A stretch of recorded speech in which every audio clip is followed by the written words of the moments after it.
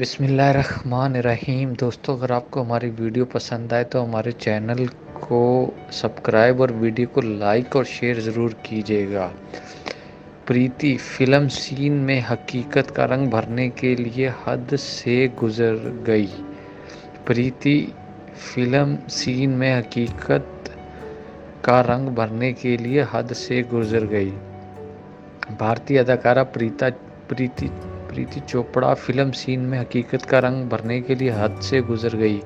अदाकारा ने एक इंटरव्यू के दौरान इंकशाफ किया कि फिल्म संदीप और पिंकी फरार के एक सीन के लिए वो 2 रोज़ तक नहीं नहाई थी।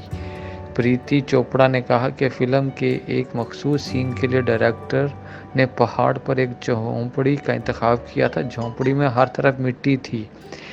एक दिन की शूटिंग मुकम्मल करने के बाद जब मैं घर पहुंची तो मेरा पूरा जिस्म पर मिट्टी ही मिट्टी थी। यहाँ तक कि मिट्टी से मेरे बाल भी सफ़ेद हो गए थे। ताहम मैं बगैर नहाए ही सो गई।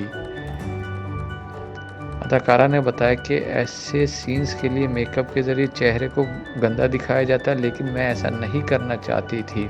मधु सीन में हकीकत महसूस कर सकें, इसलिए मैं 2 रोज़ तक नहीं नहाई।